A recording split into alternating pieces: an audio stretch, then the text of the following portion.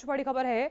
UP में चुनाव जो है उसमें तमाम दिग्गज पार्टियां लगातार जुटी हुई है। तमाम नेता प्रचार में जुटे हुए हैं, चाहे बीजेपी हो, कांग्रेस हो, चाहे समाजवादी पार्टी हो। तीसरे चरण के लिए कल मतदान किया जाएगा। यूपी में चौथे चरण के लिए प्रचार ने जोर पकड़ लिया है। तो बड़ी जानकारी, चौथे चरण के लिए सभी दलों ने ताकत झोंक दी है। बीजेपी हो, कांग्रेस हो या फिर समाजवादी पार्टी हो, सभी तमाम नेता प्रचार में जुटे हैं। तीसरे चरण के लिए कल मतदान किया जाएगा। हालांकि ये तो देखने वाली बात होगी कि यूपी की जो जनता है वो किसको सबसे ज्यादा मान्यता देती है।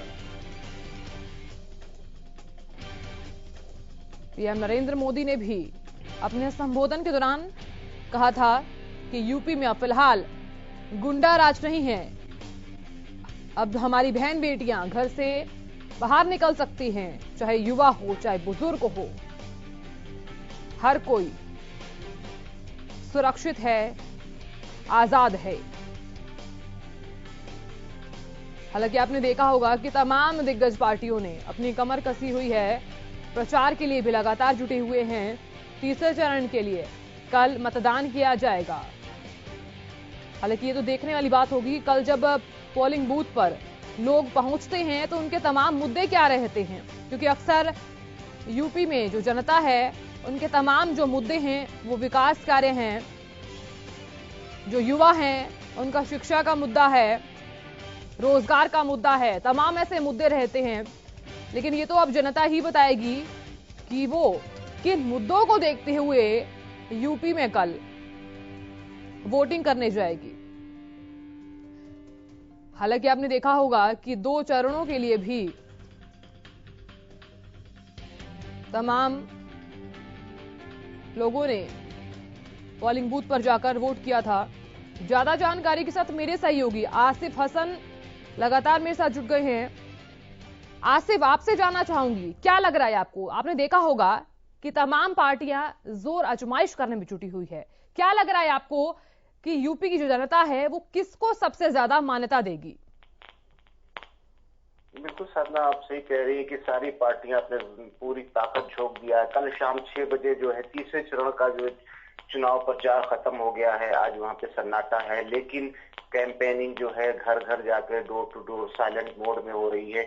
और मैं बता दूं साधना कि ये जो तीसरा चरण है, अभी तक के जो 2 चरण हुए हैं उनसे सबसे बड़ा चरण है, क्योंकि यहाँ ये 16 जिले की 59 सीटों पे मतदान होना है कल रविवार को, जो बहुत ही महत्वपूर्ण है।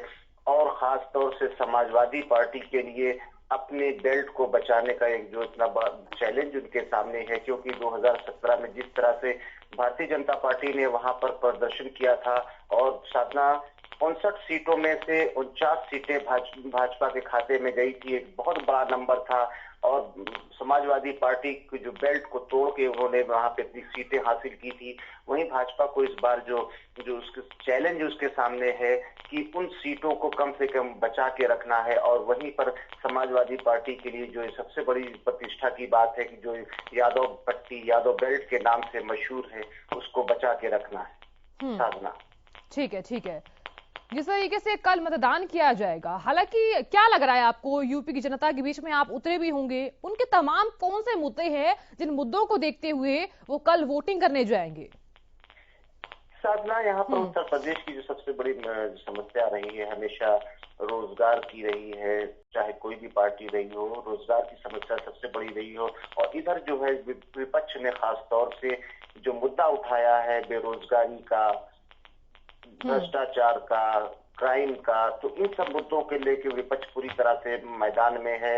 और जो किसानों के साथ जो घटना हुई लखीमपुर, वो किसानों का मुद्दा, कुल मिला के यहाँ पर जो मुद्दे बहुत सारे हैं। वहीं पर भाजपा के सामने जो चैलेंज है कि वो अपने 5 साल के अच्छे कामों को गिना के जनता के बीच में वोट मांग रही है। तो इस बार जो है उत्तर प्रदेश की जनता ने साधना पूरी तरह से मन बना लिया है और इसका फैसला 10 मार्च को होगा। लेकिन कुछ न कुछ एक जबरदस्त आपको परिवर्तन देखने को मिलेगा रहेगा। जैसी मैं ग्राउंड रिपोर्ट से जो सूचनाएं मिली हैं, जहां पर मैंने जाके देखा है कि स्थितियां इस बार भाजपा के लिए बहुत आसान नहीं होंगी। 2017 का प्रदर्शन दोहराना भारतीय जनता पार्टी के लिए इस बार एक बहुत बड़ी चुनौती है। यही कारण है कि शायद पूरे उत्तर प्रदेश की एक एक विधानसभा को भाजपा के सारे दिग्गज नेता छान रहे हैं। आपको मैं बता दूं कि 5 प्रदेश में चुनाव हो रहा है, लेकिन आप अगर ध्यान देंगी तो उत्तर सारे बड़े नेता जो हैं भारतीय जनता पार्टी के, वो उन्होंने अपनी ताकत उत्तर प्रदेश में झोंक दी है, ना कि किसी, चाहे उत्तराखंड हो, चाहे गोवा हो, पंजाब हो, मणिपुर हो, इन सब प्रदेशों में आप ध्यान देंगी तो कहीं पर भी बड़े भाजपा के बड़े नेता नहीं जा रहे हैं। जबकि उत्तर प्रदेश की आज भी मैं बात करूं तो आज जो है अमित शाह उत्तर प्रदेश में है, जेपी नड्डा है, मुख्यमंत्री हैं, और तमाम जो है शीर्ष नेता उत्तर प्रदेश में अलग अलग जगह कार्यक्रम कर रहे हैं। कुल मिलाकर उत्तर प्रदेश भारतीय जनता पार्टी के लिए एक नाक का सवाल है। और सब उत्तर प्रदेश एक ऐसा प्रदेश है जो कहा जाता है कि दिल्ली का रास्ता उत्तर प्रदेश से जाता है, और कहीं भारतीय जनता पार्टी इसको खोना नहीं चाहती है। और दूसरी महत्वपूर्ण बात आपको बता दूं साधना, कि उत्तर प्रदेश में Samajwadi party versus Bharatiya Janata party कहा जाता है, लेकिन आप दूसरी नजरिए से अगर आप देखें तो भारतीय जनता पार्टी के पास तमाम चेहरे हैं चुनाव प्रचार के लिए। वहीं पर इस समय सिर्फ अखिलेश यादव एक ऐसा चेहरा है जो भारतीय जनता पार्टी को चुनौती दे रहा है, चाहे वो प्रचार में हो, चाहे वो रोड शो में हो, चाहे रैलियों में हो, किसी भी तरह हो। आप अगर ध्यान देंगी तो समाजवादी पार्टी की तरफ से सिर्फ एक ही चेहरा नजर आता है, वो है अखिलेश यादव का। अखिलेश यादव के चाचा शिवपाल जसवंत नगर तक सीमित हैं, मुलायम सिंह यादव रिटायर हो चुके हैं। तो कुल मिलाकर अखिलेश वर्सेस अगर हम भारतीय जनता पार्टी कहें तो ये चुनाव इस नजरिए से देखा जाना चाहिए। और कल का जो चुनाव मतदान होना है समाजवादी पार्टी के लिए प्रतिष्ठा का है, वहीं पर भारतीय जनता पार्टी को अपने पुराने प्रदर्शन को दोहराने का चैलेंज सामने खड़ा हुआ है।